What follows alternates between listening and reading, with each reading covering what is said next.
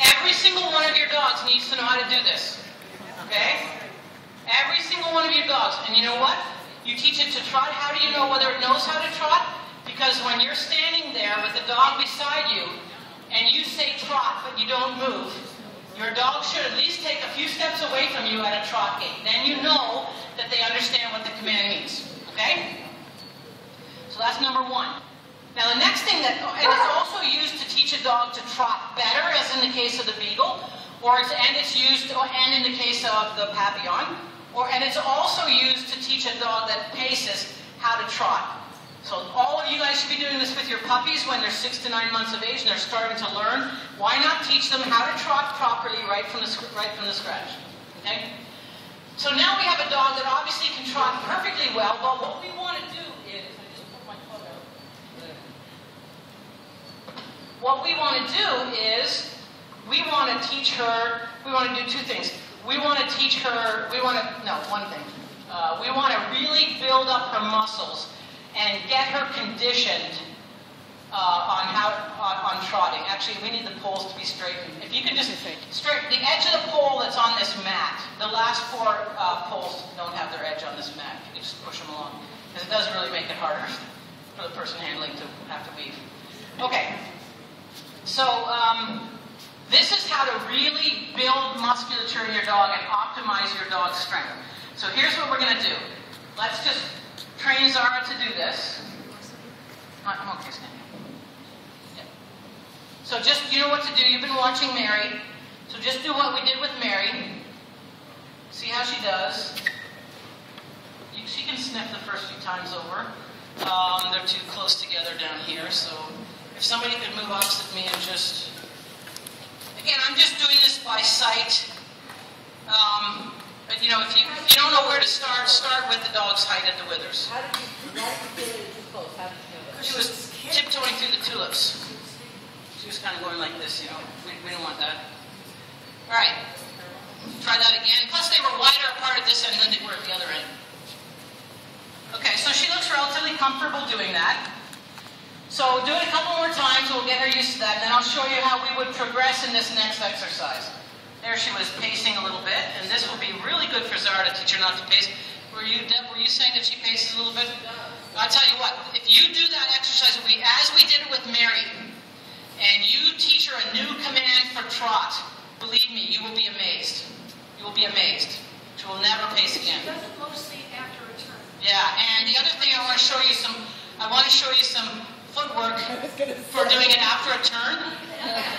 That you can do that never will get scored in the ring, but it fixes a dog beautifully. I'm up for that. Okay, one more time down, and then we're going to make a couple of changes. I'm just giving you a brief, Betsy. We go back a long way, don't we? Okay, now here's what we're going to do with this dog. If you were doing this, okay, but you have to teach her to trot first. You can't do this exercise till she can, when you say trot, we'll take at least a few steps away from you in a trot gait, okay? That's how you know she knows that command. Then you can go to this. So what you're then going to do is, every day you're going to go out and train, you're going to increase the distance of these by 1 inch. Every single day. So somebody come opposite me. Now obviously I'm doing way more than 1 inch here, but I'm just, so you can see how differently she moves when they're further apart. That's why I don't measure. I mean, for this one you do measure, because you do want it to be 1 inch every single day, exactly 1 inch. This is the only time I actually measure. Okay, so now let's take a look at how Zara moves over them when they're further apart.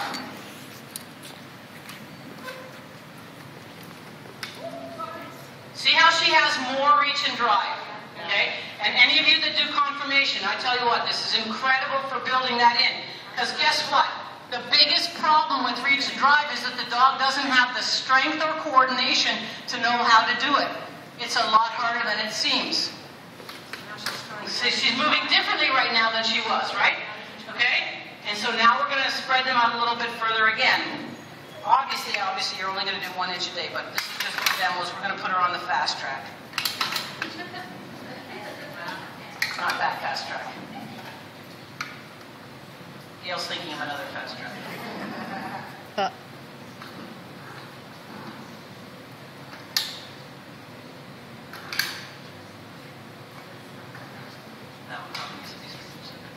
All right, let's see how she moves now. Again, make sure she only takes one step. She's going to have to really work. Wow. Look at her working. You see her? See her? Now what she's having to do is spring more, right? Because she has to push off harder to get herself to just do the one. There, you see that? She's really working. The other thing, did you see her look down like this? She's really having to think about what she's doing with her body, and so looking down at the ground is important for that. Just keep on going. You're doing a nice job, Deb. But can you guys see the difference in how she gates, okay? She really has to work at that, okay? And all the time, every day, you're going to do this 12 to 15 passes. She's really going to be working hard. I think you don't have a job. Okay, maybe 15 passes. That takes less than 5 minutes. Okay, now, here's what's going to happen. You're going to get to a point where she can't do it, right? You're going to get to a point where she starts taking 2 steps. Are you going to quit? No. You're going to go back 1 inch to the one where she was successful. You're going to train that for a whole week, every day. Then you're going to move it again, and you know what? This time she'll be able to do it. Because what's happened? She's built the musculature to be able to do it. So you spread it apart 1 inch, and then, do that for about a week. Spread it apart for another inch, do that for about a week. You'll get to a point where she can't do it again. What are you going to do? Back up 1 inch to where she was successful. Train for a couple of weeks that way until she builds up more musculature and start expanding it some more. Now, of course, you will get to a point where she can't go any further because structurally she's not big enough. But at that point, you will have built your dog's musculature up to a situation where they have really optimized their musculature for moving at a trot, and that's the best gait for conditioning. So this is a really, really good way to condition a dog. Yes? This is about how high you put them. Yeah, about like this for a moderate-sized dog. I do it. I like to do it about as tall as I like to lift it to about as tall as their foot is. So their foot can slip under it. And this then, as you get longer and longer, will teach the dog to trot. No, it's going to teach them to push off harder from their front and push off harder from their... It's not going to teach them to go like this. It's not going to teach them to take... But then when you, let's say you're going slower instead of your dog pacing you. I haven't got to that part yet. I haven't got to that part. I'm going to go to that. That's next. We're almost done. It's almost lunchtime. I know it's past lunchtime, but let me just tell you the last thing, okay? So this is how to maximize your dog's strength. I mean, it's actually incredible hard work. You saw she was panting.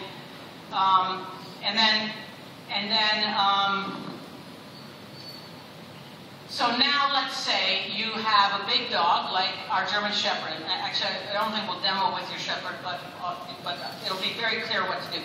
So with your Shepherd, you will have want to have done this, okay, first.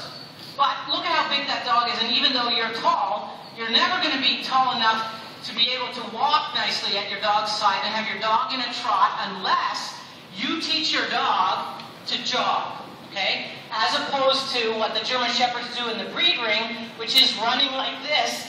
She needs to teach her dog to stay in the trot gait, because that is the best conditioning gait, but to take smaller steps. That's what I want. So that the dog can walk beside you, so that you can still exercise them, because otherwise you have no chance of exercising your dog without using something like a bicycle or something like that. So how do you do that? You take the trot poles at the distance that they were when you were training him how to trot, and you just reduce the distance by 25% immediately, not 1 inch at a time. You just shorten the distance by 25%. And now you start with him really close to the poles so he doesn't get any speed up. And you just start with him, 6 feet from the poles or whatever. You start going, you just say jog. And instead of taking those big long strides, he'll take little strides, and he will learn what's required from him, how to use his body to stay in the trot gait at a speed that's slow enough for you to be able to keep up with him at a walk. And it'll be a lot more pleasant to go for walks with him, and you won't be training him accidentally to amble and pace all the time, which is what's happening currently. Okay? Does that make sense? Yes. That's what to do for that. Okay, so let's have our... Oh, you have a question? How would you guesstimate the starting? Approximately the dog's height at the withers or whatever looks comfortable. Really long back. Same thing. Same thing, height at the withers. Okay. It's surprising, but it's the same. It sort of surprises me that it's the same. Yeah. Do you need to do this with a second person to watch what the dog is doing correctly? It depends. I mean, some people are good at seeing it, and some people aren't. So it depends on how good you are at being able to. What you don't want to be doing is spending all your time looking down at your dog. You want to be able to look at your dog out of your peripheral vision. So it might help you to start with somebody, but once you get the idea of what it looks like, you can do it on your own. Or videotape. So would this carry over for the dog that heels with his head up later? Carry over in what In sense? other words, if I teach my dog to gait like this, then I want him to heel like this, would this carry Oh, over? absolutely, because it's the footwork. It's not where his head is, it's the footwork. And he understands that footwork, and you built the engrams. The neurological connections have been built for putting those feet down that way. And it doesn't matter where their head is. Okay? All right, so how about if we break until 1:15?